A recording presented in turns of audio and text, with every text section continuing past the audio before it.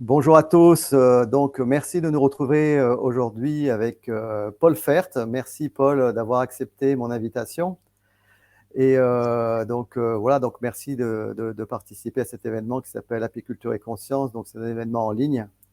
Et voilà, donc je te connais depuis très longtemps, même si on ne s'est pas vu beaucoup, mais je te connais depuis très longtemps puisque tu es fils et petit-fils d'apiculteurs. Et je me souviens t'avoir rencontré notamment en 99-2000 lorsque j'ai fait mon stage BPREA avec ton père, voilà, qui est bien connu de la filière apicole française et internationale, notamment dans ses compétences d'éleveur de rennes. Et puis, je crois que tu as repris l'exploitation familiale en 2019, hein, je crois, et qui s'appelle Ménifert. Donc, voilà, un petit jeu de mots au passage, et donc bien sympathique. Et en fait, tu es également l'auteur d'un livre qui était quand même très, très intéressant, qui s'appelle Abeilles gardiennes de notre avenir. Et donc, c'est vraiment quelque chose qui m'intéressait de partager avec toi, et notamment de la prise de conscience à la protection. Hein, c'est vraiment un petit peu ce qui est dans l'air du temps, en fait, quand on parle d'abeilles sur le plan médiatique. Donc, ouvrage qui est paru aux éditions Rustica et qui a été préfacé par Hubert Reeves. Voilà, donc, et puis, par ailleurs, donc, au-delà de ton activité d'apiculteur, tu interviens en termes de formation et tu donnes également des conférences quand tu es sollicité, que ce soit en France ou à l'étranger. Et donc, pour commencer, est-ce que tu pourrais nous dire en quoi participer à cet événement fait-il du sens pour toi dans cet événement Apiculture et Conscience, coopérer avec les abeilles? Voilà, donc ouais, encore merci pour l'invitation. Et justement, la première réponse correspond un peu à cette question.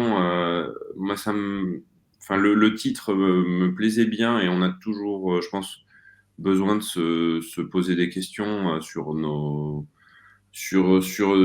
agissements de manière générale, dans notre vie de tous les jours, dans notre travail, en l'occurrence les abeilles. Et donc, on a toujours possibilité de s'améliorer. Et voilà, se questionner là-dessus, moi, c'est ça qui me plaisait. Donc, l'exercice là qu'on va faire pendant quelques temps aujourd'hui, c'est voilà, pour moi, c'est intéressant de se poser toutes les questions possibles et de voir un petit peu si on est en adéquation avec notre philosophie dans notre vie de tous les jours et dans notre métier. Voilà.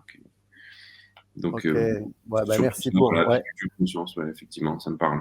Mm. ouais, merci Paul. Et du coup, pour nos auditrices et auditeurs qui ne connaissent pas, est-ce que tu pourrais voilà, résumer succinctement un petit peu ton parcours professionnel et notamment qu'est-ce qui t'a amené à écrire cet ouvrage Abeilles gardiennes de notre avenir, de la Voilà, prise de conscience à la protection? Ouais, je l'ai voilà, c'est pris vrai que j'ai oublié de jamais. le montrer, ouais, mais je le mettrai dans la vidéo YouTube et notamment sur Mm. la page correspondant à ton intervention. Donc, il y aura les Mm. références pour celles et ceux qui sont intéressés. Donc, voilà, donc un peu quel est ton parcours?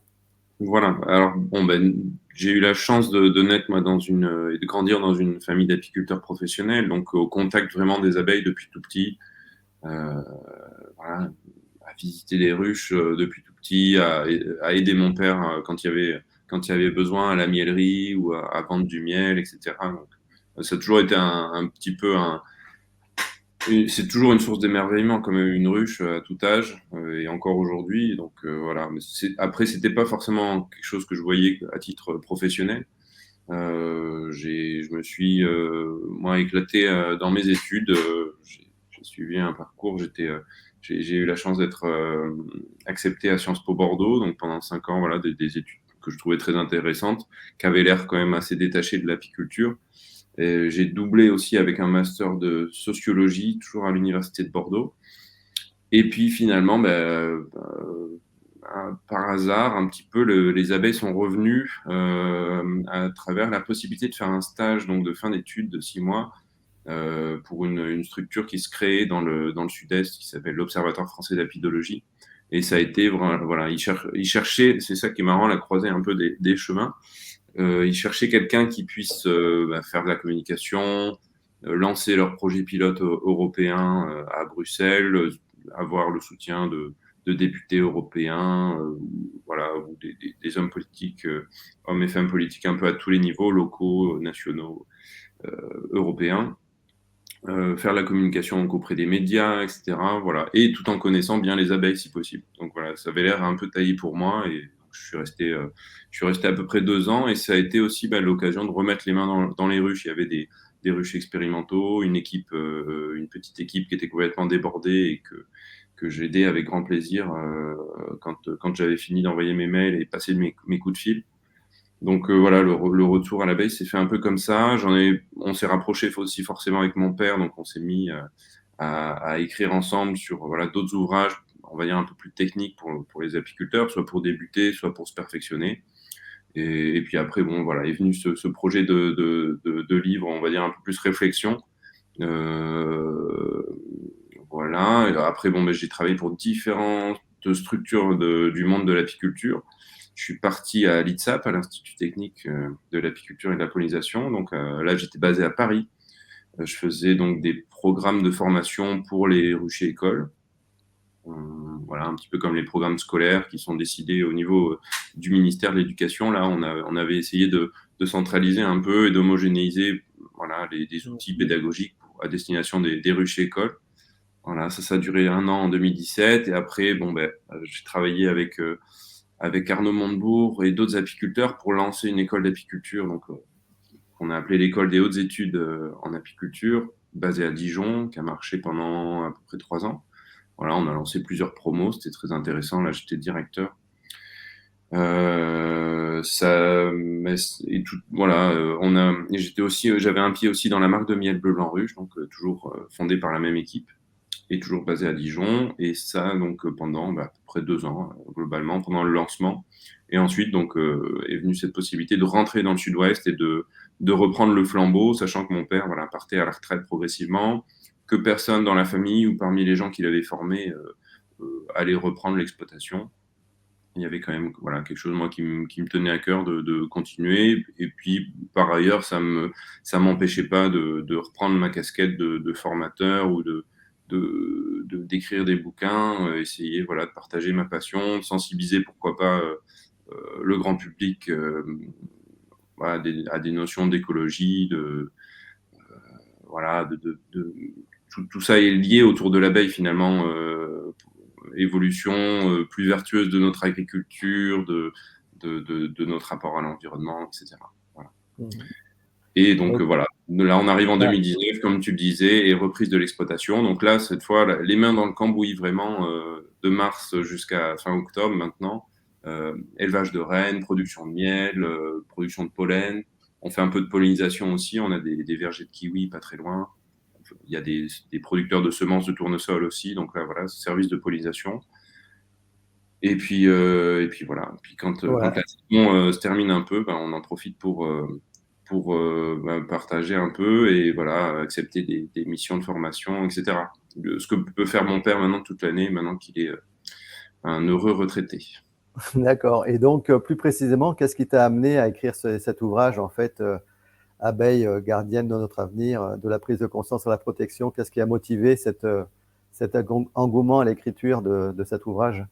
Bah, bon, j'aime bien les défis parce que c'est jamais évident quand là c'était l'éditeur qui donc allait lancer différentes thématiques sur l'environnement, l'agriculture, le mieux manger, etc. Et il voyait bien quelque chose sur les abeilles. Il cherchait quelqu'un pour le faire et puis bon, bah, je me suis posé la question. Je me suis retourné vers mon père qui m'a dit non, moi, ça va être plutôt des choses techniques, etc. Là, avec grand plaisir, mais par contre, toi, vas-y, tu peux le faire.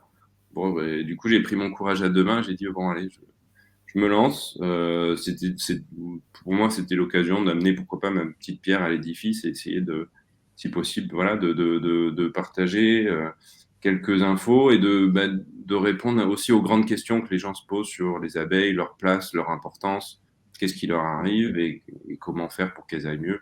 Voilà, l'ouvrage s'organise un peu autour de ça. Ouais. D'accord. Et donc, du coup, dans cet ouvrage, là, tu fais état d'un certain nombre de défis ou de maux auxquels sont confrontées les abeilles. Et puis, l'activité apicole au sens large, voire même la filière apicole. Donc, est-ce que tu peux nous développer un petit peu, justement, ces défis auxquels l'abeille est confrontée, l'apiculture, et ce que tu as défini comme étant les maux de l'apiculture? Est-ce que tu peux nous parler un petit peu de ces différents sujets? Voilà, bon, ben, si vous avez creusé un peu le sujet, les problèmes auxquels font face les abeilles sont nombreux quand même, mais on peut les ranger sous différents thèmes, on va dire. Donc il y a forcément, enfin, et tout globalement tourne autour de l'impact humain derrière. Mais bon, il y a l'impact humain qui a causé un dérèglement climatique, ça pose effectivement beaucoup de problèmes, ça les perturbe dans leur cycle, etc. L'impact humain qui a modifié leur environnement, même au niveau de la variété qu'ils pouvaient offrir en termes de ressources, de biodiversité. On appauvrit un petit peu tout ce qui pouvait constituer leur bol alimentaire en agrandissant les parcelles agricoles, en enlevant des haies, des bois, en rognant voilà, sur tout ce qui était naturel, les zones humides, etc., avec de l'étalement urbain, avec voilà, des constructions de routes, autoroutes, etc. Et j'en passe. Il y a aussi forcément après l'impact humain au niveau des prédateurs qu'on a pu leur amener. Il est beaucoup question là dans le sud-ouest cette année, mais je pense bon, on est au-delà du sud-ouest aussi, hein, plein de territoires sont concernés, mais cette année avec des prédations jamais vues de frelons asiatiques par exemple, donc voilà, dont on fêtera, si je peux m'exprimer ainsi, les 20 ans de son arrivée l'année prochaine. Voilà, c'est un insecte parmi d'autres, enfin un prédateur, une menace parmi d'autres qu'on a importé. Le varroa en fait partie, ça remonte un peu plus longtemps, à la fin aux années 80, on va dire. Des virus, etc., d'autres maladies, et puis il y en a d'autres encore potentiellement qui pourraient arriver et donc qui menaceraient encore plus nos abeilles. Donc voilà, donc les maladies, le bol alimentaire, le dérèglement climatique qui les perturbe au niveau de leur cycle. Voilà, et puis après, bon, mais enfin, il ne faut pas éluder toutes les questions. Il y a forcément aussi une petite partie de l'ouvrage qui s'intéresse aux apiculteurs et qui pose la question, est-ce que nous aussi on n'a pas un peu notre responsabilité là-dedans? Donc effectivement, peut-être que toutes les apicultures sont pas vertueuses, en tout cas au même titre les unes que les autres dans le monde. En tout cas, c'est vrai qu'en Europe, c'est toujours bien de s'interroger et de vouloir faire mieux. Je pense que les grands modèles, on va dire, industriels de l'apiculture sont heureusement pas trop en Europe, même s'il peut y en avoir éventuellement quelques facettes qui sont adoptées, mais voilà, on n'est pas dans des extrêmes, on en parlera comme aux États-Unis, Mexique, Canada, le nouveau monde, entre guillemets. Et voilà, j'espère avoir brossé un peu de tout. Après, il y a des micro-menaces, mais je pense que les principales sont là. Maladies, bol alimentaire, et voilà. Ouais. Ouais, bah donc, Des bien ouais. nourris, des abeilles bien soignées, entre guillemets, c'est vrai que ça change beaucoup de choses déjà. Oui, donc on voit la part de responsabilité de l'activité humaine en fait dans la dégradation de l'environnement en fait qui était propice au développement de l'abeille au sens large et tout ce que ça induit et tout ce que la mondialisation a induit également en termes d'apport de parasites et autres menaces comme le frelon, varroa et tant d'autres. J'ai pas Et mentionné les pesticides, hein, effectivement. Là, ça rejoint, enfin, c'est attaché au chapitre, on va dire, au modèle agricole. Mais effectivement, les substances toxiques qu'on peut utiliser au niveau de l'agriculture, au niveau des industries, etc., ou de notre vie voilà tout. Ouais. quotidienne, pareil, ont une incidence, effectivement. On a, je pense, retiré les molécules les plus agressives, mais il y a encore un peu de travail et il y a encore certaines molécules qui sont à retirer ou en tout cas à limiter dans l'usage, limiter les doses, limiter les usages voilà, sur certaines molécules, c'est évident. Ouais, d'accord. Et donc, la deuxième partie de ton ouvrage, elle s'intitule aussi de la prise de conscience à la protection. Mm. Et donc, selon toi, quelles sont les prises de conscience que la filière apicole et les apicultrices et apiculteurs devraient faire en fait vis-à-vis de ces constats et de ces défis? Est-ce que ça implique finalement une remise en question du modèle apicole? Bon, tu as parlé des modèles apicoles qui existent dans certains pays. Est-ce que en Europe et en France, il y a aussi des modèles d'apiculture ou des pratiques apicoles qui, selon toi, seraient à revisiter, à reconsidérer? Il y en a à la marge. Alors après, voilà, est-ce que si les abeilles se portent moins bien depuis une quarantaine d'années, c'est forcément la faute des apiculteurs? Et est-ce qu'on serait devenu moins bon avec le temps? Non, au contraire, on voit que les formations se multiplient, les sources d'informations sont là, etc. C'est que on court après, enfin, des exigences qui augmentent en permanence là aussi. Et maintenant, la moindre erreur, la moindre inattention de l'apiculteur se paye sévèrement, contrairement à il y a une quarantaine d'années. Et ça montre plutôt voilà, ce dont on disait, la dégradation de l'environnement, de la santé de l'abeille, qui ne sont pas forcément liées à l'apiculteur. Mais effectivement, on a aussi, nous, pourquoi pas, notre part de responsabilité avec... et c'est à nous de nous interroger, est-ce qu'on fait le bon choix en termes de génétique d'abeilles? Est-ce qu'on joue pas des fois un peu trop aux apprentis sorciers? Et je m'inclus dedans, moi qui suis aussi sélectionneur, éleveur de rennes. Est-ce que je diffuse, et je me pose au maximum cette question-là, est-ce que je diffuse quand je vends des rennes ou des cellules royales, est-ce que je diffuse la bonne génétique au bon endroit, aux bons apiculteurs? Voilà, c'est toujours des questions à se poser.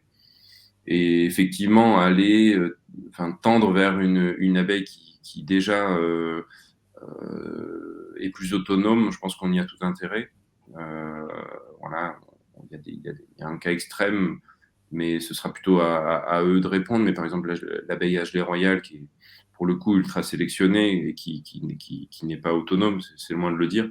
Voilà, mais bon, là, c'est pour un usage spécifique. Mais un apiculteur qui ne travaillerait qu'avec ça, en essayant je ne sais pas, enfin, ou une abeille qui a besoin d'être nourrie tout le temps, et ça, on voit notre consommation de sirop qui augmente, etc. Est-ce qu'on travaille avec les bonnes abeilles quand on a besoin de les nourrir tout le temps, autant, pour une production de miel qui stagne, voire qui baisse au niveau national? Voilà, on peut s'interroger là-dessus. Et après, bon, est-ce qu'on a oui, bon, là c'est plus en prenant, voilà, le contre-exemple des grands modèles apicoles, des grandes exploitations avec des milliers de ruches, etc. Est-ce qu'on traite bien nos ruches quand on les déplace, voilà, à l'excès? C'est vrai que la transhumance peut être mal vécue par les abeilles. De les déplacer sur des milliers de kilomètres plusieurs fois dans l'année, est-ce que c'est toujours justifié? Est-ce qu'on peut pas simplifier des fois cette transhumance-là? Et est-ce que c'est toujours justifié? Est-ce que c'est fait dans des bonnes conditions, etc. Voilà, c'est surtout ça. Après, est-ce qu'on utilise tout ce qui rentre dans la ruche? Est-ce que c'est justifié? Est-ce que c'est bon pour elle? Bon, heureusement, on a banni depuis quand même quelques années l'usage d'antibiotiques qui a pas de sens, mais qui est encore utilisé. Et c'est là qu'on tombe à la renverse. Donc, tu parlais des congrès internationaux, mais par exemple, je me souviens c'est assez récent, en 2019, le congrès Apimondia à Montréal, où on voyait des stands qui faisaient l'éloge du Flumidil B en vantant une nouvelle formule, voilà, le Flumidil B qui est un antibiotique qu'on a complètement oublié, nous, de notre vocabulaire, de nos manuels d'apiculture, etc., mais qui est encore utilisé dans d'autres pays. Et qui, comme vous le savez sûrement, un antibiotique, ça vaut pour notre santé humaine, ça vaut pour tout, mais voilà, utiliser un antibiotique qui va couvrir les effets de maladie et qui va pas solutionner le problème à la source, dès qu'on aura oublié de l'utiliser, le problème reviendra, ou même pire que ça, les, on crée des résistances, finalement, on crée des maladies beaucoup plus résistantes en utilisant de manière systématique du Flumidil B ou d'autres antibiotiques. Voilà. Là, effectivement, on marche sur la tête, pour moi, à moyen et long terme. Voilà. Ça va faire assez évident, et pourtant, bon, visiblement, pas encore partout. C'est sûr c'est sûr qu'il y a une très grande diversité de pratiques apicoles, et c'est vrai que tout le monde n'est pas au même niveau de prise de conscience en fait des enjeux et des impacts que les pratiques apicoles peuvent avoir sur le court, moyen et long terme. Et actuellement, l'abeille, elle est vraiment mise à mal, hein, notamment quand on observe les mortalités annuelles. Si on prend que la France, on se rend compte qu'il y a quasiment un tiers des colonies en fait ne survivent pas à l'hiver. Quelle est un petit peu ton analyse un petit peu sur cette situation des pertes, malgré tout le travail qui est fait de plus en plus conséquent pour les apiculteurs pour maintenir finalement leur colonie en état? Pour toi, l'origine de ces pertes, elle est due à quoi? Là aussi, même si j'aime pas beaucoup cette réponse, c'est multifactoriel. voilà, qu'est-ce qu'on a dit une fois qu'on a dit ça? Je pense qu'effectivement, bon, bah, ce qui revient chaque année, c'est quand même le varroa, la gestion du varroa tout au long de l'année dans nos colonies. Je pense que c'est quand même pour une grande partie de notre problème. Et puis après, il y a tout un cocktail de molécules, je pense, qui font du mal aux abeilles et qui font qu'il y a des reines qui durent beaucoup moins longtemps. Il y a des colonies qui s'effondrent alors que, en apparence, le varroa n'y est pour rien, etc. Bon, effectivement, après, on n'a pas tout élucidé. Et je pense que la recherche a encore des progrès à faire à ce niveau-là pour essayer de voir un petit peu d'où vient, d'où viennent les problèmes. Mais effectivement, hein, partout dans le monde, on a des pertes importantes, 30-40%.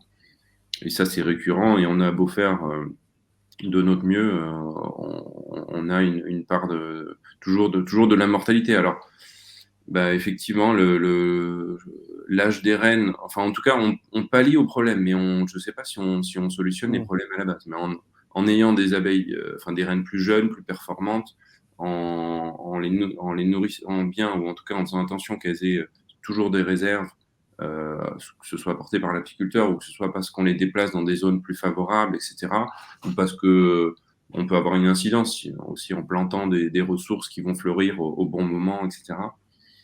Mais sinon, non, on n'a pas tout élucidé. Mais bon, clairement, le varroa est un problème important.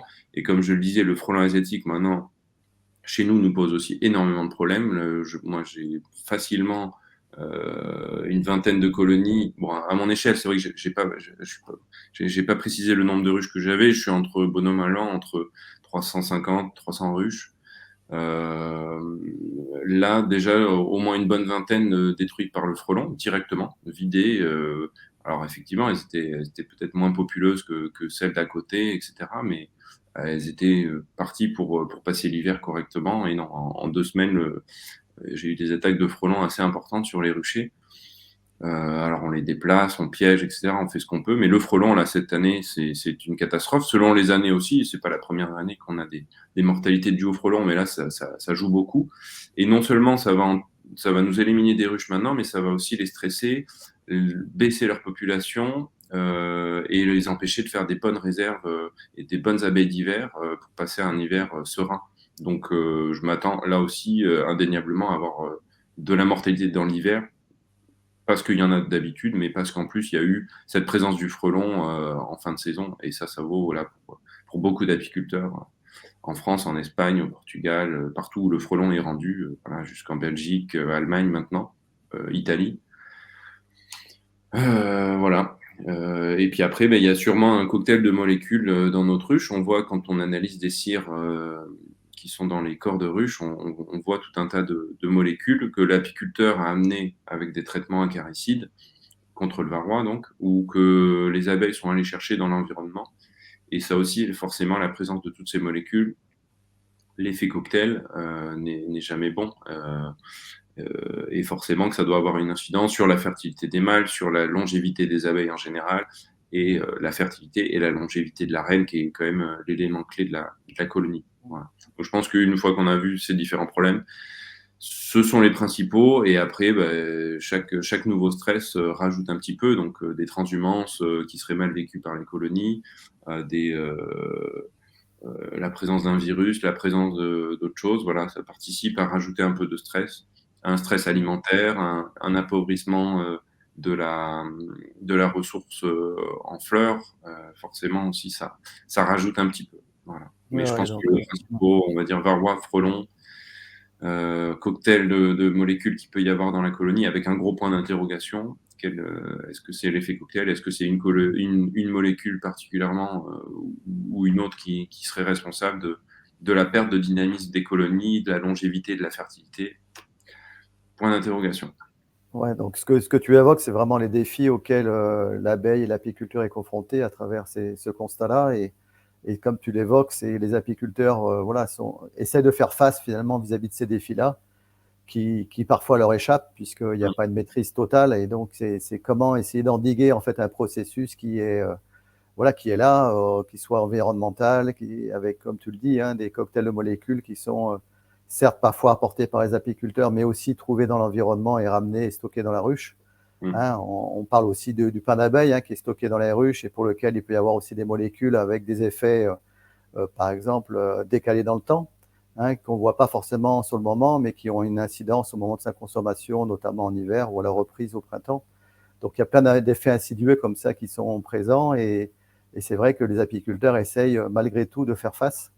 Et c'est pas toujours évident de pouvoir maintenir à flot en fait une activité économique. On va en parler dans quelques instants. Et tu connais bien l'apiculture mondiale. On a des modèles vraiment très intensifs, comme dans les pays qu'on a évoqués tout à l'heure, Canada, États-Unis, Mexique et d'autres. Et pour toi, évidemment, ces modèles-là ne sont pas forcément à suivre, voire même sont peut-être à l'opposé d'une éthique apicole. Pour toi, quelles seraient vraiment les grandes lignes en fait, d'une éthique apicole qui est justement dans l'état d'esprit de cet événement de coopérer avec l'abeille, de vraiment d'avoir un rapport finalement à la fois de respect, mais dans cette coopération, j'y vois un aspect gagnant-gagnant, c'est-à-dire l'apiculteur prend soin de l'abeille et en échange, l'abeille peut apporter des services, ne serait-ce que le service de pollinisation, qui est un service collectif et fondamental dans la chaîne alimentaire. C'est quoi un petit peu ton approche sur l'éthique apicole? Sur l'éthique, donc là, on travaille avec un insecte dont c'est pas toujours évident de lire. On ne voit pas d'émotion dans l'abeille, on ne voit pas si elle est heureuse, etc., de la manière dont on la traite, mais au moins on voit par son dynamisme, par l'état des abeilles, etc., au niveau global de la colonie, on voit si quand même elle est en bonne santé, et a priori, une colonie en bonne santé, bien nourrie, à tout pour être heureuse, on l'espère en tout cas, mais donc la question c'est ça, est-ce que je m'occupe bien de ma ruche et est-ce que tout se passe bien pour elle? Et à ce moment-là, je pense que là, on est sur une bonne apiculture, donc forcément, tout ce qui génère du stress est problématique. Tout ce qui respecte pas vraiment l'abeille et qui voudrait voilà, la pousser à son maximum, la surexploiter, ce serait pas bon non plus. Donc, tout ce qui est trop intensif a pas trop de sens à mon sens. Donc, par exemple, bah, c'est vrai que remplacer systématiquement les rennes, comme on peut le voir dans les modèles nord-américains, tous les 6 mois ou tous les ans, moi, ça m'interroge. Si les rennes vivent pas longtemps, c'est qu'elles sont c'est que les colonies sont soumises à trop de stress. Donc, on ne s'interroge pas vraiment sur la source des problèmes en changeant la reine et en se disant, bon, du moment qu'il y a une reine jeune et qu'il y a toujours plein d'abeilles, bon, ben, même si les abeilles sont moins saines, qu'elles vivent moins longtemps, il y a toujours un moteur puissant qui fait qu'il y a toujours des jeunes abeilles qui naissent et qui, même si elles sont soumises à plein de stress, elles vont permettre de maintenir des colonies. Pour moi, voilà, c'est pas prendre le problème du bon bout. Et donc tout ce qui peut aller avec, les surstimuler avec du sirop, avec des pâtes protéinées, etc. Pareil, ça n'a pas énormément de sens. Les trimballer partout, comme ça peut être fait pour la pollinisation aux quatre coins des États-Unis ou du Canada. Finalement, bah, on perd un petit peu cet amour pour les abeilles. Je le vois sur certaines grosses exploitations, même si j'étais surpris aussi en allant un peu au contact de ces exploitations. Et en 2019, quand le congrès Happy Mondial a eu lieu au Canada, j'en ai profité voilà, pour passer un petit peu de temps à avoir des grosses exploitations de 10 000 ruches, par exemple, au Québec. Et j'ai été surpris finalement de voir l'organisation en petits groupes. Et finalement, effectivement, une grosse exploitation peut avoir de l'éthique quand les ruchers sont suffisamment petits, qu'il y a beaucoup de gens pour s'en occuper. Et c'était le cas, avec des petites équipes de 3, avec beaucoup d'autonomie, qui allaient visiter des tout petits ruchers. Alors 10 000 ruches avec beaucoup de petits ruchers, c'est vrai que ça surprend, mais c'était possible. Et voilà, là j'avais plutôt une bonne surprise à ce niveau-là, mais je sais que toutes les exploitations, malheureusement, ne fonctionnent pas comme ça. Et quand on essaie d'avoir le plus de ruches possible gérées par le moins d'apiculteurs, et de tirer le maximum de profit de nos colonies en leur faisant faire le maximum de transhumance possible dans une saison,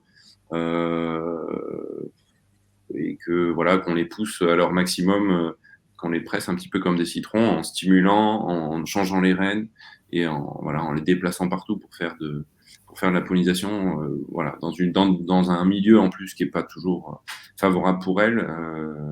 On a vu, même si ça s'arrange, mais les plantations d'amandiers sont pas toujours en Californie, hein, je parle, sont pas toujours des paysages très, très intéressants et très sains pour nos colonies d'abeilles, etc. Ça vaut le cas aussi. C'est le cas aussi pour d'autres cultures. Assez frappant, donc au dernier Happy Mondial, là, c'était sur le coton, les pollinisations sur le coton là, c'était plutôt au Mexique, et là aussi, je voyais des mortalités énormes. L'apiculteur qui se plaint, mais qui, pour autant, il retourne chaque année, parce qu'il lui aussi est pris un petit peu dans un engrenage où il est parti sur un modèle apicole qui a suivi aussi les dérives du modèle agricole, et donc on fait des exploitations toujours plus grandes. Donc c'est le cas pour les exploitations agricoles, mais si l'apiculture suit et se surdimensionne et commence à avoir des emprunts à rembourser et ce genre de choses, et des employés à payer, ben là on a des décisions qui sont pas toujours qui vont pas dans le sens du bien-être des abeilles, quoi, clairement. Voilà. Heureusement là, bon, c'est contre-exemple. Nous, quand on revient sur le continent européen, bon, effectivement, on a des choses à améliorer à petite échelle. Mais bon, on est encore heureusement loin de choses comme ça. Oui, ce que tu évoques, c'est vraiment voilà, des modèles qui viennent des États-Unis, et c'est vrai que dans d'autres domaines, on est très tenté de suivre en fait ces modèles-là. Hein, on le voit dans l'alimentation ou dans les marques. Et oui, ce que tu évoquais aussi, c'est que souvent, en fait, on s'occupe des symptômes. C'est-à-dire qu'en fait, on ne va pas forcément aller voir les causes réelles et voir comment on peut enrayer finalement les causes. Donc, là, on essaye de pallier en observant des symptômes et en essayant de faire en sorte de maintenir parfois des animaux ou des colonies qui sont en mauvaise santé. Et on essaye tant bien que mal finalement de les maintenir. Alors même peut-être que ça serait intéressant d'aller voir à la racine des problèmes et voir comment on peut enrayer ces racines. Et c'est vrai que enrayer ces problèmes, et c'est vrai que quand il s'agit de l'environnement, des biocides qui sont présents, etc., il y a une échelle collective qui impacte tout le monde, et on voit bien que l'interdépendance de l'humain et de son environnement, il est omniprésent, quoi.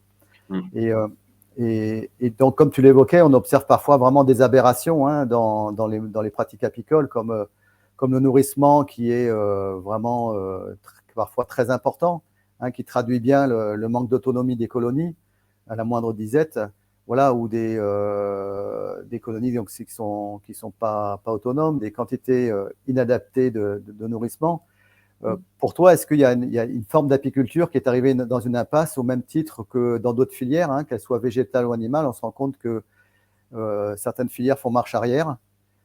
Est-ce que selon toi, il y a des modèles qui devraient justement faire marche arrière parce qu'ils sont arrivés dans des impasses? Qu'est-ce que tu en penses au niveau de l'apiculture, qu'elle soit française, européenne ou mondiale? Oui, enfin, est-ce que les apiculteurs qui ont des grands modèles comme ça, donc très intensifs, qui maltraitent entre guillemets quand même les colonies, se rendent compte qu'ils sont dans une impasse? Pas toujours. Il y a aussi une fuite en avant, jusqu'où je ne sais pas, et ça vaut pour le modèle agricole aussi. Mais finalement, voilà, comme tu le disais, on règle les problèmes par des solutions à court terme, et finalement, est-ce qu'on va droit dans le mur ou pas en continuant comme ça? Je sais pas. Mais en tout cas, voilà, eux, à mon sens, vont pas dans le bon chemin, et j'espère qu'ils feront demi-tour un jour. Mais ça va dépendre de plein de facteurs. Est-ce que si effectivement demain le prix du sucre continue d'augmenter, est-ce que ça va pas? C'est déjà le cas, ça fait réfléchir beaucoup de personnes, mais est-ce que ça va pas aussi, voilà, forcer ces gros acteurs à faire demi-tour? Est-ce que après ça va pas être une pression de la part des consommateurs? Et là, c'est en fait, moi, le livre que j'ai écrit, La prise de conscience à la protection, c'était, ça se dirige pas, enfin, pas uniquement aux apiculteurs, c'était tout le monde, mais nous, au niveau citoyen, on peut aussi, par notre consommation, etc., essayer de privilégier certains modèles agricoles plutôt que d'autres. Et voilà, et l'apiculture peut en faire partie si demain les consommateurs se dirigent vers des labels plutôt que d'autres, ou vers des formes d'apiculture plutôt que d'autres, etc. Et d'agriculture. On changera effectivement notre modèle. Ça peut être aussi demain parce que voilà, l'essence, le gasoil auront augmenté de manière trop importante, on ne pourra plus faire des grandes transhumances comme ça à travers tous les États-Unis et tout le Canada, et finalement, ce sera finalement mieux pour les abeilles. Mais voilà, est-ce que ça viendra vraiment de là? Je ne sais pas. En tout cas, j'en ai pas parlé. Moi, je suis en apiculture biologique. On a globalement toujours été assez proche du label écologique, biologique, sans l'être de manière officielle. Et j'ai passé le pas quand j'ai repris l'exploitation familiale. Voilà, parce que ça correspond là aussi un peu plus à mon éthique, et c'était bien de le faire reconnaître, même si déjà dans notre façon de faire, on était plutôt peu gourmand en sucre. Là, bon, maintenant, on est toujours peu gourmand, et c'est du sucre bio quand il y en a. Et puis voilà, on évolue quand même globalement dans des zones assez sauvages, et là aussi, le milieu est important pour nos abeilles. On a la chance, nous, d'être entre les Pyrénées et la forêt des Landes, avec au milieu donc des coteaux, avec encore pas mal de petits bois, même si bon, la culture du maïs se développe, même si voilà, on voit un petit peu comme un petit peu partout des parcelles qui s'agrandissent, des haies qui disparaissent par-ci par-là, des zones humides qui sont asséchées avec des drains pour faire quelques mètres carrés de maïs de plus. Voilà, tout ça, ça nous attriste. On voit l'évolution, on se dit bon, voilà, est-ce que ça va dans le bon sens, jusqu'où ça va jusqu'où ça va aller. Et voilà. Et donc, pour répondre à ta question, une apiculture vertueuse, à mon sens, qu'on soit bio, qu'on soit pas bio, ça c'est pas le souci. C'est le tout, c'est je pense déjà, quand on a la passion de l'abeille, on fait les choses beaucoup mieux. Et bien sûr, faut pas prendre les mauvaises décisions et de vouloir grossir trop tôt, trop vite, vouloir avancer trop fort. Faut suivre un peu nos abeilles, et c'est elles et le climat qui vont dicter un petit peu notre développement. Et puis il y a des années meilleures que d'autres, et ça, faut l'accepter. On est dans une activité comme ça, et il faut pas vouloir à tout prix tirer le maximum des colonies, et même sur des années difficiles, ça passera pas. Voilà. Merci déjà pour ce message déjà de modération, on va dire, par rapport à l'intensivité qu'on pourrait adopter vis-à-vis de nos colonies d'abeilles, et vis-à-vis d'approches peut-être moins intensives. Donc, comme tu le sais, la filière apicole, il y a plein de modèles en fait d'apiculture, hein. Chacun défend finalement des prérequis. Notamment, tout le monde, en fait, je fais le constat que tout le monde a la même passion pour les abeilles. Et ensuite, ce qui peut différencier en fait les approches, c'est quand l'aspect économique en fait s'y mêle. Hein, tu es au courant que il y a certains qui prônent le réensauvagement ou la conservation de certaines sous-espèces, d'autres qui en ont fait une activité rémunératrice parce qu'ils ont fait ce choix de pouvoir vivre d'apiculture. Pour toi, tu es apiculteur professionnel, tu es éleveur aussi de rennes, tu pratiques la sélection.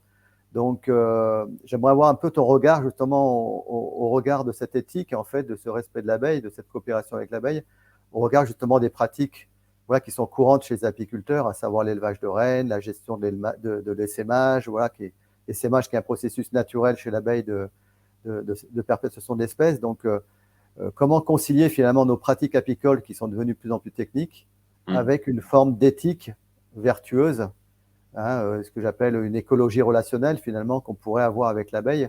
Voilà, c'est quoi ton regard vis-à-vis de tout ça qui pose quelquefois question en termes de pratique? Voilà, effectivement, comme tu l'as dit, il y a plein de types d'apiculture différentes, et en plus, en génétique, les choix des uns ont une incidence sur les autres qui sont à proximité. On le sait que l'abeille est faite pour maximiser son hybridation, et diffuse de la génétique dans un secteur assez élargi, dans un périmètre de plusieurs kilomètres. Et c'est là que c'est pas toujours évident de cohabiter tous ensemble. Nous, on a fait le choix d'une abeille qui est autonome, non, comme je le disais, puisqu'on n'aime pas trimballer du sucre, etc. Et il y a besoin de nourrir des fois quelques essaims au démarrage, mais pas, ça dépend encore une fois de la saison. Le prix du sucre est cher, et je pense qu'il va continuer à augmenter, et c'est pas forcément notre travail d'en utiliser plus que de raisonnable. Donc on a fait le choix de cette abeille. Voilà, ça peut être on a de l'abeille noire, on a de l'abeille caucasienne essentiellement. Le croisement des deux, en tout cas dans notre secteur, se comportent bien, ils gardent quand même de la rusticité, tout c'est qu'ils soient autonomes à notre sens, qu'on n'ait pas, qu'ils soient naturellement donc hygiéniques, résistants au maximum de maladies, etc.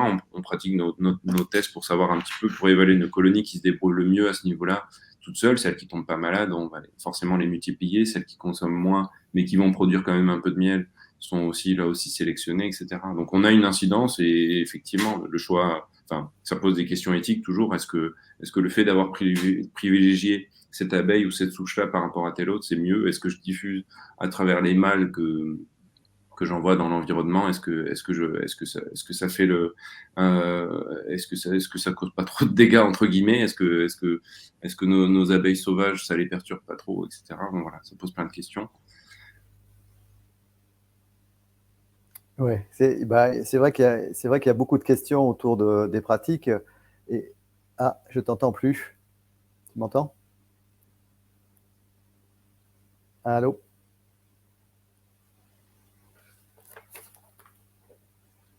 C'est en pause. C'est bon. Ouais, donc Paul, donc tu disais que oui, donc on faisait le constat que dans nos pratiques, il y avait quelque chose qui était de l'ordre aussi finalement de maintenir les colonies malgré une contrainte de l'environnement et des différents prédateurs qui étaient présents.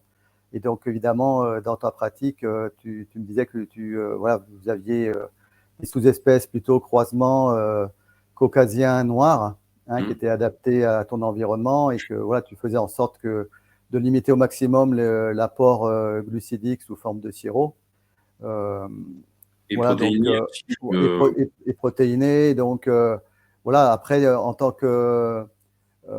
Oui, on faisait état aussi de la multitude en fait, des approches et, en apiculture, et notamment, certains considèrent, comme toi, hein, que franchir finalement cette situation difficile qu'ont les abeilles, l'apport de la sélection qui date de 10 000 ans, hein, au moment même du végétal, hein, puisque il y a 10 000 ans, quand l'homme s'est sédentarisé, en fait, il a commencé à pratiquer l'agriculture, a commencé à sélectionner les grains par leur taille, etc. Donc, les premières sélections avaient lieu à ce moment-là. Et donc, lors de la domestication animale, la sélection a eu lieu aussi. Donc, pour toi, la sélection, c'est aussi un outil qui permet, face aux enjeux actuels, de pouvoir faire en sorte d'accompagner l'abeille dans les défis auxquels elle est confrontée. C'est quoi un peu ta position par rapport à ça? Oui, c'est ça. Bah alors, comme on le disait, il y a autant d'apiculture que d'apiculteurs. C'est très compliqué d'imposer une abeille à un apiculteur qui n'en voudrait pas. Et donc, j'essaie à mon niveau de trouver une solution à ce problème qui n'a pas l'air toujours facile à résoudre, de comment cohabiter avec différents types d'abeilles Mm. en disant, mais finalement, bon, euh, pourquoi pas, chaque apiculteur peut techniquement utiliser les abeilles qu'il veut. L'essentiel, c'est de pouvoir conserver toutes les sous-espèces, toutes les races géographiques à des endroits donnés. Et quand on a dit ça, donc on voit donc oui, et c'est ça qui est assez marrant dans des congrès comme Apimondia même, on voit cohabiter les deux modèles. Alors, il y a des conférences de gens qui sont pour intervenir le moins possible sur leur colonie. Et il y a à côté, bon, bah, les, les tenants d'une apiculture plus maîtrisée, avec voilà, plus intense à tout niveau, et ça vaut aussi pour la sélection génétique. Voilà, moi j'essaie, bon, à mon échelle, d'avoir toujours quand même un maximum, au moins, enfin, je règle cette question-là en m'attachant quand même à l'autonomie des abeilles, qu'elles puissent se,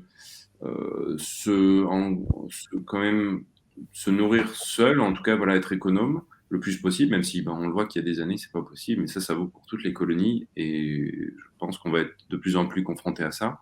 Et autonomes parce que ben, elles savent elles-mêmes détecter qu'elles ont une maladie, qu'elles ont un problème, et elles savent éliminer et gérer ce problème mieux que d'autres. Donc ça, c'est par l'aspect hygiénique, quand on mesure leur capacité à nettoyer du couvain qui a été congelé ou perforé volontairement, et qu'on voit en 24 heures qu'est-ce qui se passe. effectivement, celles qui nettoient le plus rapidement possible sont celles qui vont se débrouiller le mieux au quotidien. Et donc, finalement, ce sont celles-ci qu'il faut, je pense, favoriser. Et ce que, de toute manière, c'est celles que la nature aurait favorisées elle aussi. Voilà. Et oui, parce qu'en fait, j'aborde un peu ce sujet-là parce que, tu sais, il y a aussi des apiculteurs qui ont fait le choix, par exemple, d'arrêter de faire des traitements contre varroa. Mm. Hein, on pense à John Kefus, par exemple, tu sais, qui Oui. finalement a accepté de perdre un certain nombre de colonies pendant cette phase en fait d'adaptation de l'abeille. Et certains prônent justement de permettre à l'abeille de finalement de développer ses propres ressources à travers l'épigénétique et la génétique, Mm. et accepter par là même des pertes, hein, pour des colonies qui ne seraient pas adaptées le temps de mettre en place ces processus naturels. Mm. Et le constat, c'est que, bon, en effet, il y a des colonies qui peuvent se passer de traitement, des colonies qui peuvent survivre sans l'apport de l'homme. Le constat, c'est que, en fait, ces abeilles sont beaucoup moins productives que celles qui sont menées par les apiculteurs. Et donc, Mm. ça pose la question justement de la dimension économique. Et c'est un petit peu la dernière question que je voulais aborder avec toi. C'est est-ce qu'on peut concilier finalement une apiculture respectueuse de l'abeille, hein, où on interviendrait finalement le moins possible pour lui laisser la possibilité de développer ses propres processus d'adaptation. Et Mm. est-ce que c'est encore possible avec une dimension économique de l'apiculture? Et donc, comment trouver cet équilibre selon toi? C'est pas évident et on est toujours en train de le chercher, cet équilibre. Et après, bon, ben voilà, effectivement, le travail de John Kefus est passionnant et donne beaucoup de matière à réfléchir. Mais si lui a une abeille résistante au varroa, pourquoi tout le monde ne l'utilise pas? Et c'est ça ma question. J'ai pas utilisé ces abeilles directement et ça m'intéresserait, pourquoi pas, de voir qu'est-ce que ça donnerait chez moi. On rêve tous de se passer de traitement varroa, ça je pense que on rêverait tous d'avoir une abeille autonome, mais dans les faits, bon, ben, certains acceptent de nourrir pour travailler avec une abeille qu'ils aiment particulièrement et pour avoir plus de miel de l'autre côté. Mais bon, encore faut-il des fois regarder si une abeille qu'on nourrit moins et qui produit moins est pas plus intéressante qu'une abeille qu'on nourrit beaucoup et qui produit plus. Voilà. Surtout avec des produits, enfin, avec des intrants, donc le nourrissement dont les prix augmentent. Voilà. Oui, c'est toute la difficulté, tu le connais pour avoir suivi des apiculteurs sur le plan technico-économique. C'est quand on est installé dans un modèle de fonctionnement, il est très difficile de le remettre en question, Ouais. et notamment d'accepter pour un temps Mm. de voir des pertes ou de voir des revenus économiques diminuer, même Ouais. si à l'arrivée, on pourrait avoir finalement euh, des colonies qui seraient peut-être plus adaptées à leur environnement, Mm. hein, parce que c'est vrai que tout ce qui est processus épigénétique, tout ce qui est processus d'adaptation au milieu, si on ne laisse pas la colonie, en fait, l'abeille, développer ses propres processus naturels adaptatifs au fil des générations successives que permet justement l'abeille sur une saison, finalement, on est toujours en train de la maintenir finalement à travers le nourrissement, les traitements. Et Mm. donc, c'est vrai que je pense que la richesse aussi de la diversité des apicultures, c'est aussi de montrer que certains acceptent de faire ces choix-là et peuvent témoigner finalement que c'est possible. Et du Mm. coup, c'est aussi une manière de pouvoir influencer quelque part, ou en tout cas donner des directions possibles vers des modèles qui seraient différents de celui qu'on connaît. Voilà. Et si donc je peux ajouter quelque chose, la méthode de John Kefus qui a été théorisée par lui-même, donc cette fameuse méthode James Bond, parce que c'était en référence au titre du film Live and Let Die, laisser faire la nature et celles qui doivent mourir vont mourir. Et comme ça, on sélectionne à partir de celles qui ont survécu et on part sur une base voilà, autonome, durable, etc., adaptée en tout cas. Effectivement, c'est intéressant. Donc, bon, ben, on fait ça, on ne traite plus, on nourrit plus, on a 90% du cheptel qui disparaît, mais au moins on repart avec quelque chose, pourquoi pas, d'intéressant. Euh, bon, cette méthode est radicale et finalement, certains se sont inspirés de cette méthode tout en développant une méthode plus soft. Justement, c'est le nom, c'est la soft bond méthode en anglais, la méthode James Bond, mais voilà, plus tranquille, plus soft. Randy Oliver, par exemple, qui est un brillant apiculteur professionnel aux États-Unis, qui viendra d'ailleurs en France prochainement et qui vient de temps en temps et dont on peut voir aussi beaucoup de conférences sur Internet, qui est présent dans les congrès Happy Mondia, etc. Lui, justement, a développé cette méthode-là et finalement, c'est ce qu'on fait un peu tous à notre échelle. Lui, il le fait de manière très, très carrée, mais nous, effectivement, quand on voit ce qu'on appelle une tête à poux, une ruche qui est infestée de varroa, alors que toutes les autres en ont beaucoup moins, ben, effectivement, on multiplie pas. C'est pas qu'on va la laisser mourir, mais c'est qu'on va éventuellement la traiter et ne surtout pas prélever de génétique sur cette colonie-là. On va pas lui faire produire de mâles, on va pas lui faire produire de reines. Et finalement, ça, c'est la méthode soft bond. Plutôt que de la laisser mourir toute seule, ben, on change la reine ou on la traite, mais on sait que c'est pas le genre de colonie qu'il faut multiplier. Voilà. Et ça aussi, c'est un peu ce qu'on fait tout le temps à notre niveau en tant qu'éleveur de rennes. En tout cas, personnellement ici, bah, on voit ce qui fonctionne le mieux. Une abeille qui est pas hygiénique, une abeille qui est infestée de varroa, une abeille qui consomme beaucoup, je vais quand même entre guillemets la garder et simplement la traiter un petit peu différemment ou changer sa reine, ou sinon attendre qu'il y ait un reméage naturel et avec bah, les mâles que je propose dans l'environnement qui ont justement des caractères qui me plaisent et qui sont en l'occurrence plus autonomes, vont finir par diffuser une génétique plus autonome sur mon cheptel. Voilà. Donc la soft James Bond méthode est finalement peut-être moins brutale pour les abeilles à court terme et peut donner des bons résultats à moyen et long terme. Et voilà, un des points de focalisation de Randy Oliver, c'est justement ce varroa, essayer de faire baisser les niveaux de varroa sans recourir à une méthode violente de James Bond, qui est en fait finalement la méthode qui s'est passée dans les pays où il n'y avait pas de traitement varroa accessible. Que ce soit à Cuba ou ailleurs, où on a laissé, le varroa a prospéré, a détruit les colonies qui n'étaient pas adaptées finalement, qui ne savaient pas s'en sortir, et on est parti sur des colonies plus tolérantes, même si elles sont pas résistantes. On voit du varroa, on produira plus à Cuba de miel si on traite efficacement le varroa, mais en tout cas, on peut travailler aussi sans trop se soucier du varroa. On a des abeilles qui ont qui ont été naturellement sélectionnés pour mieux s'en sortir. Ouais, oui, parce que ce que tu dis, c'est exactement ce que j'ai partagé avec Orion Vienne, hein, qui a fait le fils de Patrick Vienne d'Api Select et qui est parti à Cuba quelque temps et il témoignait lors de mon entretien qu'en effet, là-bas, bon, c'est une apiculture étatisée, mais la sélection a permis d'avoir des abeilles qui n'ont plus besoin finalement d'avoir de traitement varroa puisqu'elles arrivent comme Apis cerana à pouvoir le gérer. Et donc cette apiculture-là combine en effet l'élevage, la sélection, le renouvellement des reines régulier, avec une homogénéisation en fait selon des territoires. Et c'est vrai qu'ils ont une apiculture aussi liée aussi à un environnement pour lequel il y a absence de biocides et qui permet vraiment d'avoir une apiculture beaucoup plus rentable, en tout cas sur le plan économique, et peut-être beaucoup plus respectueuse de l'abeille dans son environnement au sens large.